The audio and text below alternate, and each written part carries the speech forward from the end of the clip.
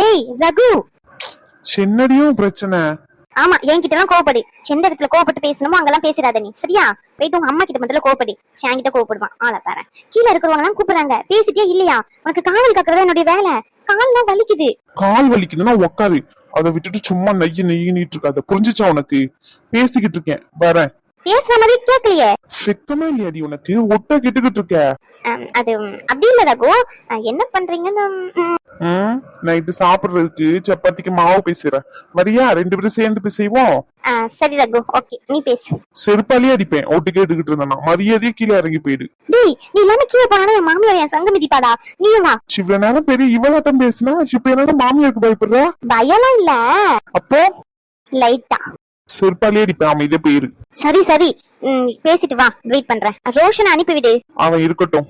இல்லடா, அது நீங்க ஏதாச்சும் தனியா பேசுவீங்க. அதான் பேசவே இல்லையே. அதுக்கப்புறம் என்ன தனியா? அதெல்லாம் ஒண்ணும் இல்ல. ரோஷன் கூடவே இருக்கட்டும், பிரச்சனை இல்ல. பேசவே இல்லையா? அப்ப இவ்வளவு நேரம் என்னடா பண்ணிக்கிட்டு இருந்த? அவன் மூஞ்சில ஸ்கேன் பண்ணிக்கிட்டு இருந்த. டி டி டி டி டி. வரேன் போ. சின்னமா பண்ணி தொலை. ரோஷன். சரி மாமா. என்னாச்சு மாமா? எவ்வளவு நேரம் இப்படி அழுதுகிட்டு இருக்கிறதா உத்தேசம்? சொல்லக்கூடாதுன்னா சில இவன் கிட்ட சொல்லி என்ன ஆக போகுதுன்னா உன் அத்தை கிட்ட கேட்டு சொல்லு. இப்படி அழுதுகிட்டே இருக்கான்னு. கீழே எல்லாரும் வெயிட் பண்றாங்க. இங்க என்ன பேசி முடிவு எடுக்கிறோமோ அதுதான் அங்க போயிட்டு சொல்ல முடியும். இப்படியே ஒருத்தர் முடிஞ்சு ஒருத்தர் பாத்துக்கிட்டு அழுதுட்டு இருக்கிறதுனால எதுவும் மாற போறது இல்லைன்னு சொல்லு. கொஞ்சமாச்சும் சின்ன நடந்துச்சுன்னு என்கிட்ட உண்மையா சொல்லு. இத்தனை நாள் என்கிட்ட மறைச்சு பொய்யா நடிச்சதெல்லாம் போதும். ரோஷன், நான் ஒண்ணும் பொய்யா நடிக்கல. ஆமா ஆமா தெரிஞ்சிச்சு பொய்யா நடிக்கிறீங்களா இல்லையான்னு சொல்லி. நான் சொல்றேன் நடிக்கலன்னு சொல்லி. அப்ப எதுக்கு ரோஷன் என்கிட்ட சொல்லல? அவன் என் மேல நம்பிக்கை இல்ல அப்படிதானே? கீழே இருக்கிறவங்க எல்லாருக்குமே தெரிஞ்சிருக்கு வீட்டுல என்ன நடக்குதுன்னு சொல்லி. வீட்லயே உன் கூட தான் இருக்கேன், உன் கூட ஒன்னாதான் இருக்கேன். உன்னை பார்க்க முடியலன்னா கூட எப்படியாச்சும் உன்னை வந்து பாத்துறேன்.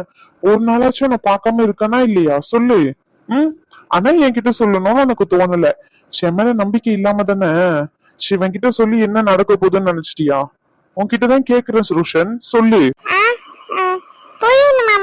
ரோஷன், என்ன சொன்னோ? நீ அழுதுனே இருக்கிற. நான் தான் சாக்லேட் தரேன்னு சொன்னல, நீ தான் வேண்டான்னு சொன்ன. நான் சாக்லேட் சாப்பிட்டதுக்கு அப்புறம் மாமா வந்ததுனால இப்போ மாமா முன்னாடி இப்படி அழுதுன்னு இருக்க. அப்போ நான் சாக்லேட் தரேன்னு சொல்லி அழுவுறியா? அல்வா தானோ, சாக்லேட் மாமா வாங்கி வந்து தாரோம், நான் உனக்கு வாங்கி தர சொல்றேன். அவ என்கிட்ட எல்லாம் கேட்க மாட்டான். மனசுக்குள்ளேயே வச்சுக்கிட்டு அப்படி பூட்டி வச்சுக்கணும்னு நினைப்பாங்க. என்கிட்ட கேட்டா நான் வாங்கி தர மாட்டேன்ல.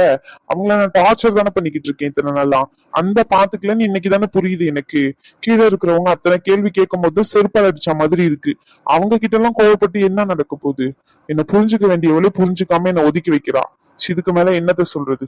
ரோஷன், நீங்க யாரும் புரிஞ்சுக்காமலாம் யாரும் இல்லன்னு சொல்லு ரோஷன். ரகு, இப்ப தாண்டி பேசவே ஆரம்பிச்சிருக்கோம். உனக்கு என்னடி பிரச்சனை?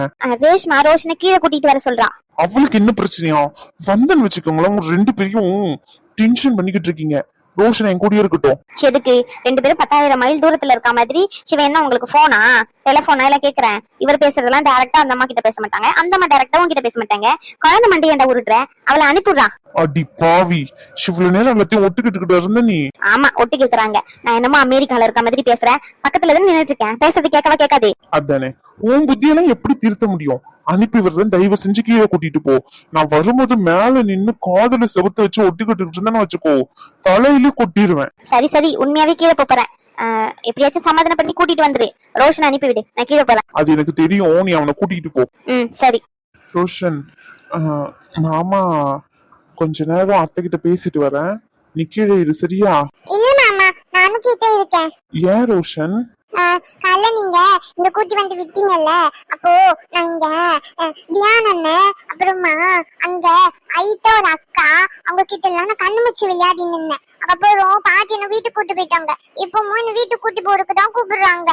நான் போக மாட்டேன். அனு வந்தாதான் நான் போவேன். அனு வர மாட்டேன் நம்ம கூட. ஏன் மாமா? ரோஷன், மாமா சொல்றத கேப்பியா மாட்டியா? ஏன் இப்படி கேள்வி கேட்டுக்கிட்டே இருக்க? வெளியே போ. ஆமா ரோஷன், நான் உனக்கு சாக்லேட் வாங்கிட்டு வந்து தரேன். ரோஷன் வெளியே போ. அனு கிட்ட சொல்லிட்டு போவா.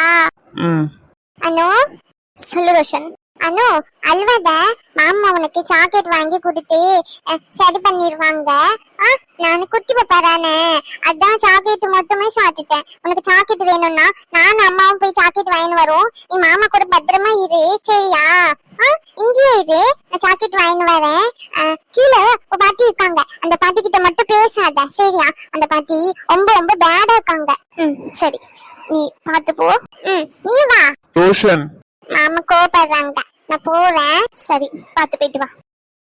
எனக்கு உன்கிட்ட 1008 கேள்வி கேட்கணும்னு தோணுது. ஆனா உன்னை பார்த்த உடனே எந்த கேள்வியும் கேட்க கூடாதுன்னு தோணுது. எனக்கு அவ்வளவு கோவமா இருக்கு உன் மேல, தெரியுமா? நான் எல்லார்கிட்டயும் கீழே சொல்லிட்டு வந்திருக்கானோ, என் பொண்டாட்டி மேல எனக்கு நம்பிக்கை இருக்கு, அவ என்கிட்ட இருந்து எதையும் மறைச்சிருக்க மாட்டான்னு சொல்லி.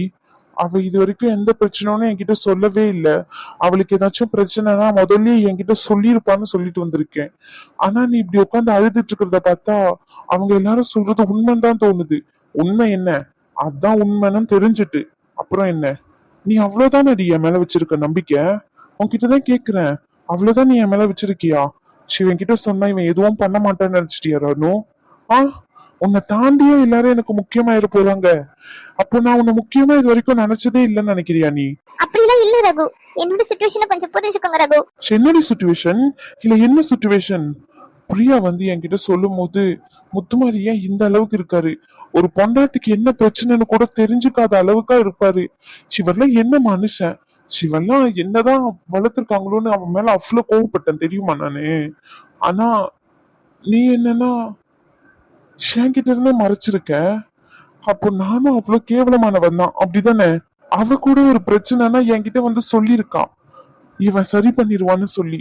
அவளுக்கு இருக்க நம்பிக்கை உனக்கு என் மேல இல்ல, அப்படிதானே? ரகு, நீங்க கஷ்டப்படக்கூடாதுன்னு சொல்லாம மறைச்ச ரகு. நீ சொல்லியிருந்தா கூட எனக்கு இவ்வளவு கஷ்டம் தெரிஞ்சிருக்காதானு. நீ சொல்லாம மறைச்சதுதான் எனக்கு இவ்வளவும் கஷ்டமா இருக்கு. இந்த பிரச்சனை எப்போ ஸ்டார்ட் ஆச்சு? என்கிட்ட ஏன் மறைச்ச? அது இப்ப சொல்லுவியா மாட்டியா? இல்லன்னா எந்தி கிளம்பவா? நான் இவ்வளவு தூரம் கேட்டும் உனக்கு என் மேல துளி கூட நம்பிக்கையே வரல. கீழே எல்லார்கிட்டயும் சொல்லியிருக்கேன், என்கிட்ட மட்டும் ஏன் மறைச்ச? அத மட்டும் எனக்கு சொல்லு. அப்ப ஏன் என்ன கல்யாணம் பண்ண? சிவன் கிட்ட நம்ம பாதுகாப்பா இருக்க மாட்டோம்னு தெரிஞ்சு, சிவனால நம்மளுக்கு எந்த பிரயோஜனமும் இல்லைன்னு தெரிஞ்சு, அப்ப என்னத்துக்கு என்ன கல்யாணம் பண்ணன்னு கேட்டேன். உன்கிட்டதான் கேக்குறான், பதில் சொல்லு. உன்கிட்டதான் கேக்குறேன். அது அப்படி இல்ல ரகு, நான் யாருக்கிட்டயுமே சொல்லல. அப்ப எப்படி கீழே இருக்கிறவங்களுக்கு எல்லாம் தெரிஞ்சிச்சு? சின்ன தவிர எல்லாருக்கும் தெரிஞ்சிருக்கு. நான் சொல்லவே இல்ல ரகு. அம்மா தான் போன் பேசும்போது ஸ்பீக்கர்ல போட சொல்லி சொன்னாங்க. அத்தை இவ்வளவு கோவப்பட்டு பேசுவாங்கன்னு எனக்கு தெரியாது. இப்படி தெரிஞ்சிருந்தா ஸ்பீக்கர்லயே போட்டிருக்க மாட்டேன். அப்ப கூட இந்த விஷயத்தை என்கிட்ட சொல்லியிருக்க மாட்டேன், அப்படித்தானே? நான் எப்படி ஒரு பைத்தியக்கார மாதிரி இருந்திருக்கேன் பாரு. ஆனா என்கிட்ட இருந்து எந்த விஷயத்தையும் மறைக்க மாட்டான். அவருக்கு ஏதாச்சும் ஒரு சின்ன பிரச்சனைனா கூட எனக்கு தெரிஞ்சிடும் அப்படின்னு பைத்தியக்காரத்தனமா யோசிச்சுக்கிட்டு இருந்திருக்கேன். ஆனா எதுவுமே உண்மை இல்லைன்னு செருப்பால அடிக்கிற மாதிரி சொல்லியிருக்க நீ. நான் என்னமோ எல்லாருக்கிட்டையும் நாங்க 2 பேரும் தான் மேட் ஃபார் ஈச் அதர் அப்படின்ற மாதிரி பேசிக்கிட்டோம் நடந்துகிட்டு இருந்திருக்கேன். ஆனா நம்ம 2 பேருக்குள்ளேயே பாரு எவ்வளவு மிஸ் அண்டர்ஸ்டாண்டிங். நம்ம 2 பேருக்குள்ளேயே சரியான புரிதல் இல்ல. இதுல நான் பெரிய ஹீரோ மாதிரி கீழே என் பொண்டாட்டி நான் கூப்பிட்டா வந்துருவான்னு டயலாக் வர விட்டுட்டு வந்திருக்கேன். நான் கிளம்புறானோ? கைய விடு, கைய விடணும். நான் கிளம்ப போறேன், கைய விடுறி. கடைசி வரைக்கும் நீ என்ன நடந்துச்சுன்னு சொல்ல போறதும் இல்ல, கீழே போயிட்டு இதுக்கான முடிவு என்னன்னு நானும் சொல்ல போறது இல்ல. உனக்கு எப்போ என் கூட வரணும்னு தோணுதோ அப்போ மட்டும் வா. நான் எல்லாரும் சொல்ற மாதிரி உன்னை கம்பல் பண்ணிதான் என் கூட இத்தனை நாள் உன்னை இழுத்து பிடிச்சு வச்சுக்கிட்டு இருந்திருக்கேன்னு தெரியாம முட்டாள்தனமா நடந்துகிட்டு இருந்திருக்கேன். எல்லாத்துக்கும் மன்னிச்சுக்கோன்னு உன் வாழ்க்கையும் சேர்த்து அழிச்சிட்டேன் நானு என்னோட சுயநலத்துக்காண்டி. நீ அங்க சந்தோஷமா இல்லன்றது எனக்கு இத்தனை நாள் தெரியாம இப்பதான் தெரிஞ்சிருக்கு. நான் மன்னிச்சிரு, நான் கிளம்புறேன், கைய விடு. அப்படி இல்ல ரகு, நீங்க எல்லாமே நல்லா இருக்க முடியாது ரகு. நீங்க தான் எனக்கு எல்லாமே. நீங்க ஏன் ரகு இந்த மாதிரி எல்லாம் பேசுறீங்க? நீங்க என் வாழ்க்கையெல்லாம் அழிக்கல ரகு. ஏன் ரகு இந்த மாதிரி பெரிய பெரிய வார்த்தையெல்லாம் பேசுறீங்க? ஷில்லானு, அதான் உண்மை. உன் வாழ்க்கைய நான் தான் அழிச்சிட்டேன். உன் அம்மா சொல்ற மாதிரி உன்னை நான் கல்யாணம் பண்ணிருக்கவே கூடாது. நீயாச்சும் நிம்மதியா இருந்திருப்ப. எல்லாத்துக்கும் காரணம் நான் தான். ஷியாமாலதான் தப்பு. நான் கிளம்புறேன். ரகு வேண்டாம் ரகு, ப்ளீஸ் ரகு. கோவப்பட்டு போகாதீங்க ரகு. நீங்க கோவப்பட்ட என்னால தாங்கிக்க முடியாது ரகு, ப்ளீஸ் ரகு. எல்லார்கிட்டயும் கீழே கெத்தா சொல்லிட்டு வந்தேன், என் பொண்டாட்டி நான் கூப்பிட்டா வந்துருவான்னு சொல்லி. ஆனா இந்த நிமிஷம் சொல்றேன், உன்னை கூப்பிடுறதுக்கான அருகதை கூட எனக்கு இல்ல. அப்படியெல்லாம் இல்ல ரகு, அப்படி பேசாதீங்க ரகு. விடணும், கையெடு. நீ கடைசி வரைக்கும் என்ன நடந்துச்சுன்னு சொல்லவும் போறதில்ல, நான் அதை சரி பண்ணவும் போறதில்ல. அதுக்கு நீ உன் அம்மா வீட்லயே இருந்துக்கோ, நான் கிளம்புறேன். நான் சொல்றேன். என்ன நடந்துச்சு? இப்ப எதுக்கு நீ அழுதுகிட்டே இருக்கன்னு கேக்குறேன். இப்ப என்னாச்சு? எதுவும் பிரச்சனை இல்லல்ல, நம்ம வீட்டு பொண்ணு நம்ம கிட்ட தானே இருக்கான். ஏதாச்சும் ஆயிருந்தா கூட பரவாயில்ல, நீ அழுகிறதுல ஒரு நியாயம் இருக்கு. அதெல்லாம் ஒண்ணும் ஆகாது, அப்படியே விட்டுருவோம் நம்ம. அப்படி சொல்லியா? தப்பு பண்ணிட்டு சில பேர் நல்ல நிம்மதியா உட்காந்துக்கிட்டு இருக்கும் போது தப்பே பண்ணாதவங்க நம்ம எதுக்கு இப்படி அழுதுகிட்டு கிடக்கணும்னு கேக்குறேன். நீ கொஞ்ச நேரம் அமைதியா இருக்கியாமா? அவன் சொல்லிட்டு போனதுல எந்த தப்பும் இல்ல. உன் வாழ்ந்தாம இருக்குது பாரு. ஐயோ, இந்த வாயெல்லாம் வச்சுக்கிட்டு ஒண்ணும் பண்ண முடியாதுமா. ஒரு பிரச்சனையை தீர்த்து வைக்கணும்னு நினைச்சா அந்த பிரச்சனையை எப்படியெல்லாம் பேசி பேசி பூதாகரமா ஆக்கணும்னு உங்ககிட்ட இருந்தா கத்துக்கணும். என்ன உன் பொண்டாட்டி வீட்டு சைடுன்றனோனி அப்படியே சாயறி அந்த சைடு இங்க பாரு. இது என் இளவரசி குடும்பமாக்கும், நான் பாத்துக்கிறேன். உன்னால பேச முடியலன்னா விட்டுரு. ஐயோ, இப்பதான் அத்தை உன்னுடைய குடும்பம்னு தோணுச்சோ? இதுக்கு முன்னாடி அத்தையே நீ என்னென்ன பேசிருப்பேன்னு எனக்கு தெரியாமையே இருக்கு. கொஞ்ச நேரம் அமைதியா இரு. இது சண்டை ஆக்குற இடம் இல்ல, சமாதானமா போற இடம். 2 பேரோட வாழ்க்கை பிரச்சனை. மாதிரி இந்த மாதிரி இருந்தா நீ இப்படிதான் உட்காந்து நல்லா கோவப்பட்டு அவங்களை வெறுப்பேத்திக்கிட்டு இருப்பியா மாப்பிள்ள வீட்டை? சொல்லுமா, கொஞ்சம் அமைதியா இருக்கிறதுல தப்பில்ல. அதுக்காண்டி நம்ம மேல தப்பு இல்லன்னா பேசாம அமைதியாவே இருக்கணும்னு சொல்றியா? நம்ம மேல தப்பு இருக்கோ இல்லையோ, கொஞ்ச நேரம் நீ வாயை மூடிக்கிட்டு இருந்தாவே சரியாயிடும்னு சொல்றேன், வேற எதுவும் சொல்லல. இப்ப எதுக்கு நீங்க 2 பேரும் சண்டை போட்டுக்கிட்டு இருக்கீங்க? எல்லா தப்பும் என் மேலதான். யார் சொல்லி என்ன? ஒரு சின்ன பையன் வந்து என் பிள்ளைய நல்லா பாத்துப்பன்னு சொன்ன உடனே கண்மூடித்தனமா நம்பி அவனை நம்பி கல்யாணம் பண்ணி கொடுத்தது என்னோட தப்புதான். எல்லாமே என்னோட தப்புதான். என் பிள்ளைய கல்யாணம் பண்ணி கொடுத்தா அவன் அங்க போய் நல்லா இருப்பாளா எல்லாத்தையும் விசாரிச்சு கொடுத்துருக்கணும். ஊருக்காரவங்க சொல்ற மாதிரி இன்னைக்கு நான் பணத்துக்கு ஆசைப்பட்டு கொடுத்த மாதிரி தானே போச்சு. கேட்டியா? இதெல்லாம் தேவையா பாட்டி? ஏன் பாட்டி இந்த அளவுக்கு பெரிய பிரச்சனை ஆகுற வரைக்கும் நீ இருக்க? நீ என்கிட்ட ஏதாச்சும் சொல்லிருக்கலாம்ல. ரகு கிட்ட சொன்னாதான் அவன் கோவப்படுவான். என்கிட்ட சொல்லியிருந்தா கூட நான் அம்மா கிட்ட பேசியிருப்பேன்ல. அவங்க பண்ண சின்ன தப்பு, சரி சின்ன தப்பு இல்ல, பெரிய தப்பு தான். அது எதுக்கு பாட்டி இவ்வளவு பெருசா ஆகணும்? நீ என்கிட்டயாச்சும் சொல்லிருக்கலாம்ல. சொல்லு பாட்டி, உன்கிட்டதான் கேக்குறேன். நம்மளுக்கு தெரிஞ்ச இந்த பிரச்சனை, அப்ப தெரியாம அந்த பொம்பளை என் பிள்ளைய என்னென்ன பேச்சு பேசிருப்பா, ஏச்சு ஏசிருப்பா. என் பிள்ளை யாருக்கிட்டயும் வாயை திறந்து கூட சொல்லிருக்காது. அங்க என்ன நடக்குது ஏது நடக்குதுன்னு எதுவும் தெரியவும் செய்யல எனக்கு. இப்ப எப்படி என்னால அங்க அனுப்ப முடியும் சொல்லுங்க? கேக்குதா?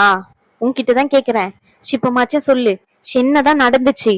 பாட்டி, செய்யா நீங்க சின்ன உங்க பேரனா தானே நினைக்கிறீங்க? சில வாய் வார்த்தைக்காண்டி மட்டும் ஐயா என் பேராண்டி இப்படிலாம் கூப்பிடுறீங்களா?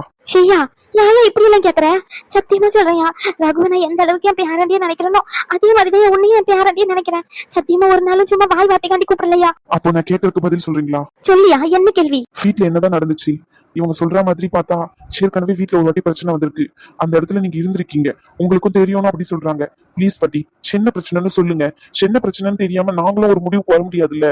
நீங்க சொன்னீங்கல்ல ரகுக்கு தெரியவே தெரியாது, அதனாலதான் இந்த பிரச்சனை இவ்வளவு பெருசாச்சுன்னு சொல்லி. நீங்க சொன்னதை நாங்க ஒத்துக்கிட்டு அமைதியா இருக்கும்ல. அப்ப நாங்க கேட்கறப்போ நீங்க பதில் சொல்லணும்ல பாட்டி. சின்ன பிரச்சனைன்னு கேட்கறோம்ல, சொல்லுங்க. எங்க வீட்டு பிள்ளைய உங்களை நம்பிதானே அனுப்புறோம். அங்க நடக்கிறத அப்படி மூடி மறைக்கணும்னு நினைக்காதீங்க பாட்டி. தயவு செஞ்சு சொல்லுங்க பாட்டி, அங்க என்ன நடந்துச்சுன்னு. பாட்டி சென்னடி, தயவு செஞ்சு சொல்லு பாட்டி, என்ன பிரச்சனைன்னு சொல்லிட்டு. இப்படி எல்லாரையும் போட்டு உயிரை வாங்காத. என்னதான் பிரச்சனை? எல்லாத்துக்கும் காரணம் நீதான் ரேஸ்மா. நானா? என்ன பாட்டி சொல்ற? ஆமா ரேஸ்மா, எல்லாத்துக்கும் காரணம் நீதான். உன்னை வச்சுதான் சண்டையை ஆரம்பிச்சது. ரேஷ்மாக்கா? ஐயோ முத்துமாரி, எனக்கு சத்தியமா தெரியாது. பாட்டி இன்னும் உளறிட்டு இருக்க. ஆமா ரேஸ்மா, உன்னை பொண்ணு கேட்டு ஒரு பையன் வந்ததா சொன்னல. ஐயோ, அதுக்கும் இதுக்கும் என்ன சம்பந்தம்? சம்பந்தம் இருக்கு. அன்னைக்கு பொண்ணு பார்த்துட்டு போனதுக்கு அப்புறமா 2-3 நாளைக்கு முன்னாடி அவங்க வீட்ல இருந்து போன் பண்ணிருந்தாங்க. போன் பண்ணி இந்த மாதிரி உங்க பொண்ணு என்ன சொல்றா எது சொல்றான்னு கேட்டாங்க. அந்த நேரத்துல அந்த மாப்பிள்ளை தம்பியும் வந்ததுனால அவரும் புடிச்சு திட்டி விட்டுட்டாரு போல. அவங்க உடனே போனை கட் பண்ணிட்டு போயிட்டாங்க. அனு ரகுவை பார்க்க வந்திருந்தா நம்ம வீட்டுக்கு. ரகுவை பார்க்கவா? என்கிட்ட சொல்லவே இல்ல. பொய் சொல்லாதீங்கம்மா. சில்லம்மா, சத்தியமா இதமா நடந்துச்சு. அவ ஏற்கனவே கோவத்துல இவளுக்கு கல்யாணம் நடக்கல அப்படி இப்படின்னு சொல்லிட்டு என்கிட்ட கொஞ்ச நேரம் பேசிக்கிட்டு இருந்தா. அந்த நேரம் பார்த்து அனுவும் வீட்டுக்கு வந்தா. 6 மாசத்துல உன்னை அம்மா வீட்டுக்கு கூட்டிட்டு போய் விட்டா. அங்க இருந்து இங்க வந்திருக்க, உன்னால ஒழுக்கமா இருக்க முடியாதுன்னு சொல்லி கோவத்துல நிறைய வார்த்தையை விட்டுட்டா. அது எப்படி மனசுல இல்லாம வாய் வார்த்தைக்கா வரும்? இது கோவத்துல இருந்து வந்த வார்த்தை எல்லாம் இல்லம்மா, மனசுல இருந்த வார்த்தை தான். தயவு செஞ்சு கொஞ்ச நேரம் அமைதியா இருக்கியாமா? நீங்க சொல்லுங்க பாட்டி. அதான்யா ஆரம்பிச்சது என்னமோ அப்படிதான் ஆரம்பிச்சது. அதுக்கப்புறமா கொஞ்ச நேரம் கழிச்சு ரகுக்கு உடம்பு சரியில்லைன்னு தான் பார்க்க வந்தேன்னு சொல்லி ரகு ரூமுக்கு போயிட்டு பேசிட்டு இருந்து வெளியே வந்ததுக்கு அப்புறம் நான் அந்த பிள்ளைய பார்க்கவே இல்லை. ரோசனும் இவ்வளவுதான் இருந்திருக்காங்க. ரோசன் குழந்தைதான் சொல்லலாம். இந்த மாதிரி அணுவை பாட்டி திட்டி அனுப்பிட்டாங்கன்னு சொல்லி நான் சத்தம் போட்டேன். அந்த நேரத்துல ரகுவும் அணுவுக்கு ஃபோன் பண்ணவும் ஃபோன் எடுக்கலன்னு சொல்லிட்டு அவனும் கோவத்துல இருந்தான். அப்படிதான் இந்த பிரச்சனை பெருசாச்சு. அதுக்கப்புறம் ரகு இங்க வந்து பார்த்து பேசி சமாதானம் ஆயிட்டாங்க. அந்த நேரத்துலதான் ரகு கிட்ட இந்த விஷயத்த சொல்லணும்னு நினைச்சேன். ஆஸ்பத்திரியில பெரிய பிரச்சனை ஆயிட்டுன்றதுனால அவன்கிட்டயும் சொல்ல மறந்துட்டேன். சிவலும் வீட்டுக்கு சரியா வர்றதில்ல, அப்படியே மறந்துட்டேன் நானும். இல்ல தெரியாமதான் கேக்குறேன். அவங்க பிள்ளைக்கு கல்யாணம் ஆகி இந்த மாதிரி கடக்கான்றதுக்காண்டி எங்க பிள்ளையும் கல்யாணம் ஆகி எங்க வீட்டுல வந்து கடக்கணும்னு நினைக்காலும் உங்க மருமவ. சம்மா பிள்ளை இருக்கு, பார்த்து பேசுங்கம்மா. உண்டத சொன்னாலே உங்களுக்கு இவ்வளவு கசக்குதே. எங்க பிள்ளைய இல்லாத பொல்லாதத சொல்லி ஏசி அனுப்பியிருக்காளே, அப்ப எப்படிமா அவ பிள்ளை வாழ்க்கை நல்லா இருக்கும்னு நினைக்கிறீங்க? அம்மா ரேஷ்மா, ஷியாமா இனி இப்படி எல்லாம் பேசுறீங்க? நம்ம பிள்ளைய சொன்னதுக்கு தானே நம்ம இந்த அளவுக்கு வேதனையில கிடக்கும். நம்ம பிள்ளைக்கு எப்படி வலிச்சதோ அதே மாதிரி தானே இப்ப நீங்க சொன்ன வார்த்தை அந்த பிள்ளைக்கு வலிச்சிருக்கோம். தயவு செஞ்சு அமைதியா இருங்க மைனி. உங்க காலில் வேணா உளுந்து கேக்குறேன், இப்பெல்லாம் பேசாதீங்க. அப்ப இப்படி பேசினா அந்த பொம்பளைக்கும் நம்மளுக்கும் என்ன மைனி வித்தியாசம் இருக்கு சொல்லுங்க மைனி. சிலவரிசி, நம்ம தான் நினைக்கிறோம் எல்லாரும் ஒண்ணு, அந்த பிள்ளை இந்த பிள்ளை எல்லாம் இல்ல நம்ம வீட்டு பிள்ளைன்னு சொல்லி. ஆனா அவங்க அப்படி நினைக்க மாட்டேங்கிறாங்களே. இப்படி எல்லாம் சொன்னாதான் கொஞ்சமாச்சும் புத்தி வரும். இல்லன்னு வச்சுக்கோ, இந்த அம்மாவும் சரி அந்த பொண்ணும் சரி அவங்க அம்மா பண்ற தப்புக்கெல்லாம் துணை போயிட்டு தலைக்கு மேல ஏறி நின்னுதான் ஆடிக்கிட்டு கிடப்பாங்க. நம்ம ஒரு சில வார்த்தையெல்லாம் சொல்லி காமிச்சாதான் தெரிய வரும். தயவு செஞ்சு இங்க இருந்து போறியா? நீ இங்க இருந்து போனாலே இந்த பிரச்சனை முடிஞ்சிடும் நான் நினைக்கிறேன். ஆமா, என்ன சொன்னாலும் என்கிட்டயே சண்டைக்கு வருவான் இவன். சில்லமைனி, இதுல சண்டை போடுறதுக்குலாம் எதுவுமே இல்ல. அந்த பொம்பளை பேசின வார்த்தையெல்லாம் தப்புதான். அதே மாதிரி நீங்க இப்ப இந்த பிள்ளைய பார்த்து பேசின வார்த்தையும் ரொம்ப ரொம்ப தப்பு. தயவு செஞ்சு போங்க மைனி. இங்க இருக்க வேண்டாம். நீங்க இருந்தீங்கன்னா இன்னும் கொஞ்சம் பெரிய பிரச்சனையா தான் ஆகும். போங்க மைனி. சிலவரிசி, இங்க பாரு, இவங்க போற டிராமாவெல்லாம் நம்பிக்கிட்டு நீ என்ன வீட்டை விட்டு விரட்டணும்னு நினைக்கிற. இவங்க எல்லாருமே கூட்டு களவாணிதான். எனக்கு நல்லாவே தெரியும்.